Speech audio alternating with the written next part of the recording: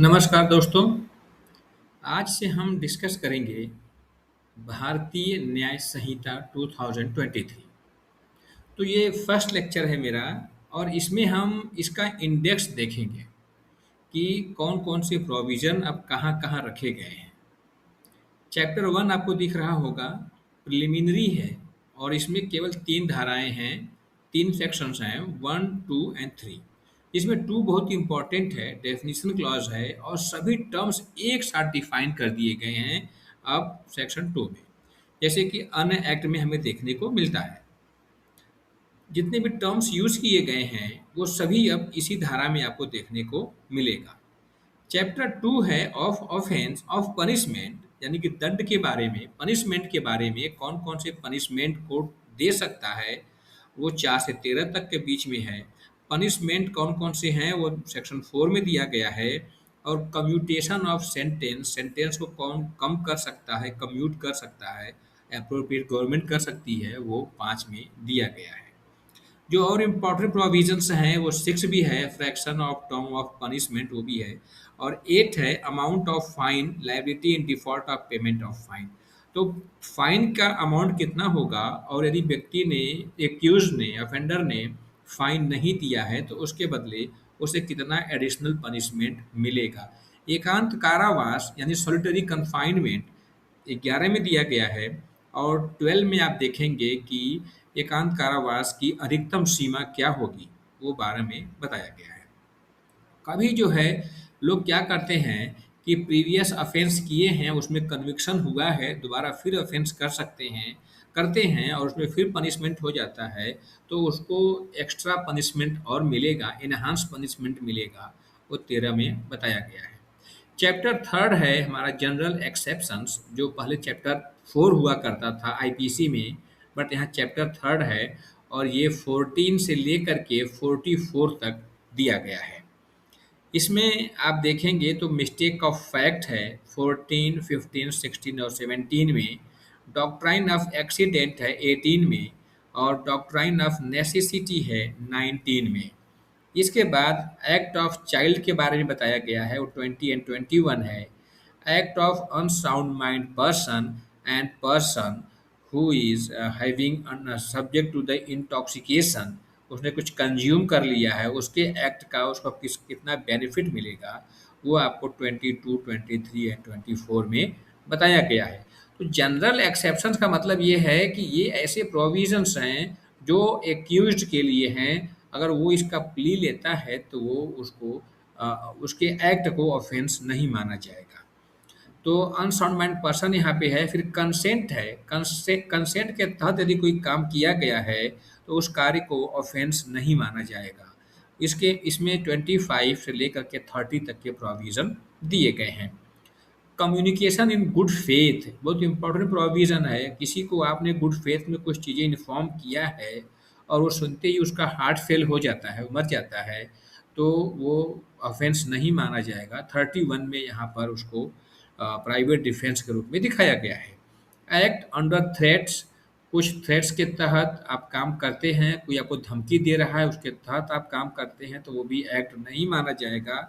Threat कहाँ तक जो है एक्सक्यूजेबल है, क्षम्य है, ये भी हम 32 में देखेंगे।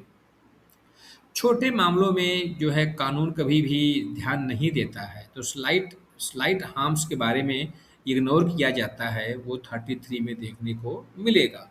वहाँ पे कोई क्रिमिनल लायबिलिटी नहीं बनती है।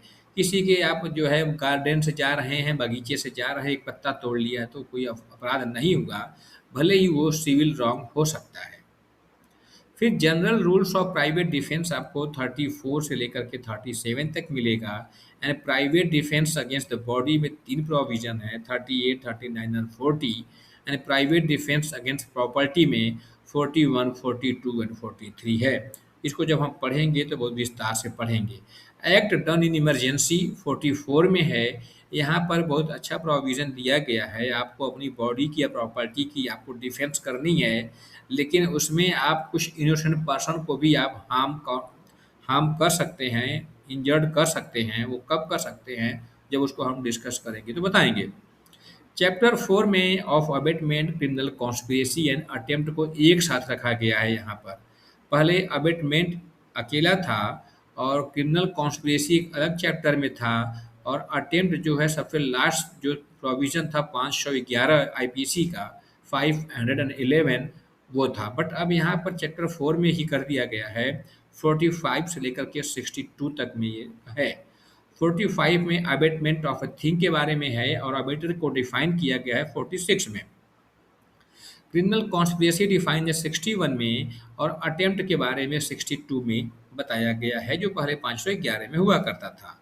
चैप्टर 5 जब हम आएंगे of offence against women and child, तो जो ऑफेंस अगेंस्ट द बॉडी हुआ करती थी उसमें से जो offence against the women and child थे उसको वहाँ से निकाल दिया गया है और यहाँ पर चैप्टर 5 के रूप में डाला गया है। 63 से लेकर के 99 तक ये प्रोविजन हमें पढ़ने को मिलेंगे, सॉरी हाँ मिलेंगे। तो इसमें 63 में रेप है, 70 में गैंग रेप है, 75 में सेक्सुअल हरासमेंट है, 76 में असॉल्ट के बारे में बताया गया है और 77 में वायरिज्म है, 78 में स्टॉकिंग है एंड 79 में वर्ड जेस्टर और act intended to insult modesty of women के बारे में है और 80 में डाउरी डेथ है। डाउरी डेथ यहाँ पर आ गया है जो पहले 304 बी में हुआ करता था। यहाँ पर उसके बाद sexual intercourse not amounting to rape के बारे में 81 में है और बाइगेमी को यहाँ पे ला दिया गया। तो पूरे आईपीसी में जितने भी ऑफेंस अगेंस्ट दी वीमन थे वो और चाइल्ड थे उन सबको यहाँ पर ला करके इकट्ठा कर दिया गया है। तो बाइगेमी के बारे में हम 82, 83 ये सब हम देखेंगे। क्रुएल्टी को यहाँ पर 86 में डिफाइन किया गया है और 88 में कॉजिंग मिसकैरेज के बारे में बताया गया है। प्रोक्यूरेशन ऑफ चाइल्ड 96 में है। चैप्टर 6 हमारा है of offence acting the human body, जो हमारा 299 से स्टार्ट था और 277 तक चलता था, 377 तक, वो अब यहाँ पर 110 से 146 तक में आया है। तो offence against the human body के बारे में उसका नाम भी चेंज कर दिया है, तो of offence affecting the human body है। 100 में जो है कल्पेबल होमिसाइड को डिफाइन किया गया है, यानी आपराधिक मानव पद को डिफाइन किया गया है। 101 में मर्डर है और भी प्रोविजन आगे हैं। फिर 106 में कॉजिंग डेथ बाय नेग्लिजेंस है, जो आप 304 ए में देखते थे, ड्राइविंग करते समय किसी का आपने डेथ कॉज कर दिया एक्सीडेंट के थ्रू, तो अब 106 लगेगी।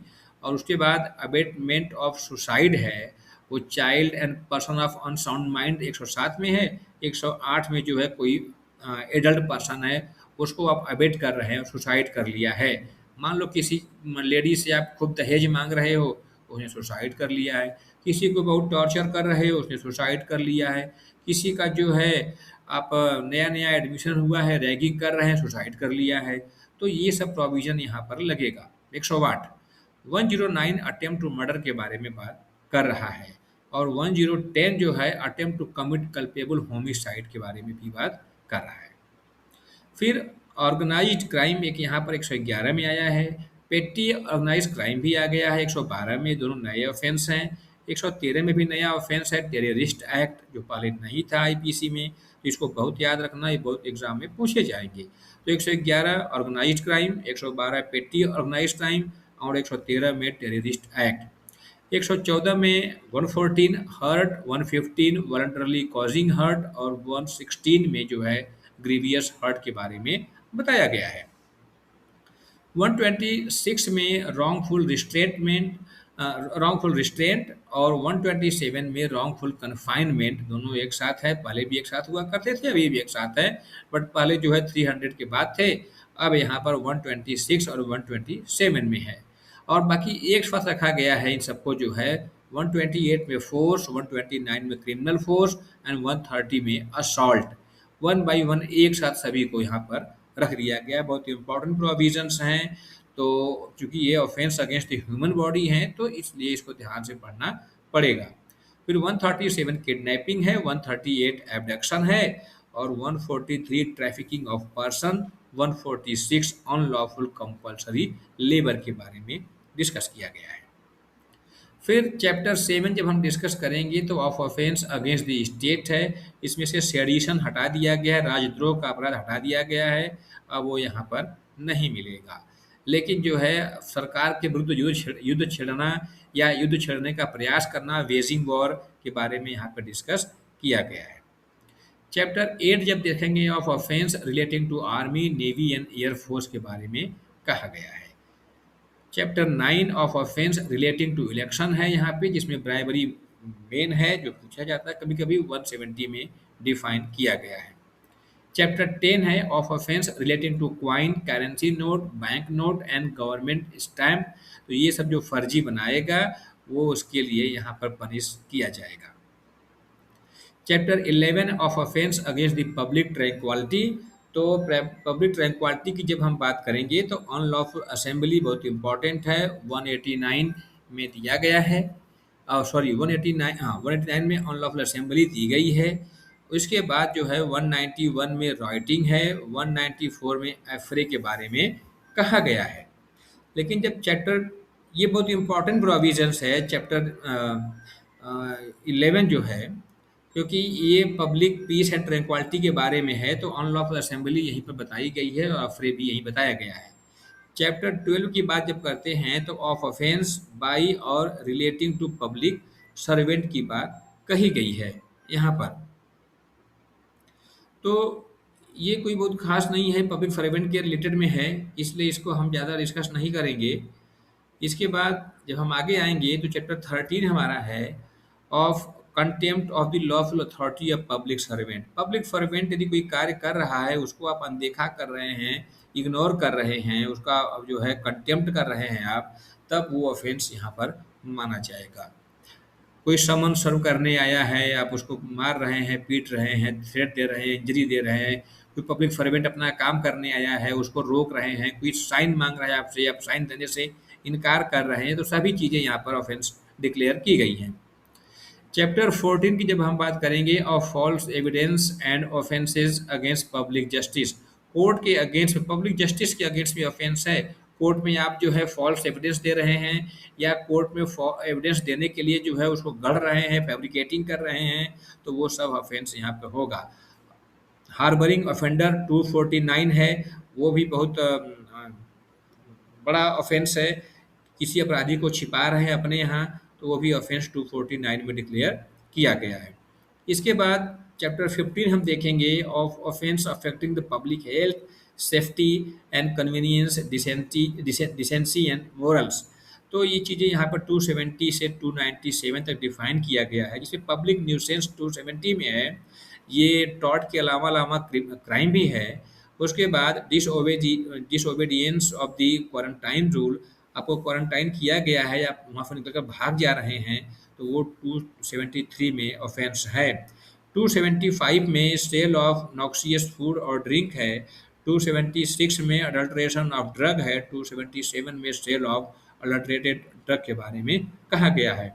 रश ड्राइविंग कर रहे हैं तो 281 में आपको पनिश किया जाएगा। 294 में sale etcetera of obscene books के बारे में है, या फिर 295 आएंगे तो वहीं जो है obscene subjects objects to child के बारे में है, सेल कर रहे हैं उसको, चाइल्ड को सेल कर रहे हैं। और ऑब्सीन एक्ट एंड सॉन्ग भी आप गा रहे हैं, वो काम कर रहे हैं, तब भी यहाँ पे ऑफेंस होगा 296 में। एंड 297 में कीपिंग लॉटरी ऑफिस के बारे में भी यहाँ पे बताया गया है, वो भी ऑफेंस डिक्लेयर कर दिया गया है। चैप्टर 16 की जब हम बात करेंगे तो of offence relating to religion है, धर्म के बारे में जितने भी ऑफेंस हैं वो यहाँ पर कवर हो रहे हैं 298 से 302 तक। चैप्टर 17 है of offence against property. Of offence against property जो है 278 से स्टार्ट होता था, अब वो 303 से 334 तक बताया गया है। तो पहले थेफ्ट है 303 में, 304 में स्नैचिंग आ गई है, एक्सटॉर्शन, रॉबरी और डकैती को एक साथ रखा गया है 308, 309 और 310 में एक साथ रखा गया है। 314 में dishonest miss appropriation of property है। 316 में क्रिमिनल ब्रीच ऑफ ट्रस्ट है। 317 में स्टोलन प्रॉपर्टी है। एंड 318 में आप देखेंगे तो वो आपको, एक मिनट भाई, 318 में चीटिंग है। एंड 319 में चीटिंग बाई पर्सोनेशन के बारे में बताया गया है। तो these are all the offence against the property है। मिसचिफ 324 में है। पहले मिसचिफ 325 में हुआ करती थी, तो यहाँ पे 325 324 में आपको देखने को मिल रही है। सॉरी, शायद 425 में थी मेरे ख्याल से मिसचिफ, अब यहाँ पे 325 में है। हाँ, 329 में criminal trespass and house trespass एक साथ किया गया है, और 320 में house trespass and house breaking एक साथ किया गया है। जो यहाँ से ऑफेंस हटा दिए गए हैं वो लर्किंग टर्म्स जितने भी लगे थे, lurking, house breaking, learning, house trespass, वो सब चीज़ें हटा करके सबको कॉमन कर दिया गया है। तो अब आप जो है किसी के घर में ट्रेसपास चाहे दिन में करें चाहे रात में करें, वो एक ही धारा के तहत कवर होगा। जब उसको पढ़ेंगे तो देखेंगे क्या अलग अलग ऑफेंस है या एक ही ऑफेंस दिया गया है। तो चैप्टर हमारा 18 है, of offence relating to document and to property marks के बारे में है। मेकिंग अ फॉल्स डॉक्यूमेंट यहाँ पे दिया गया, फोर्जरी जो है 336 में है। ये प्री में हमेशा पूछा जाता है। चैप्टर 19 है, of criminal intimidation, insult, annoyance and defamation. 351 से लेकर के 357 तक है। क्रिमिनल इंटीमिडेशन 351 में है।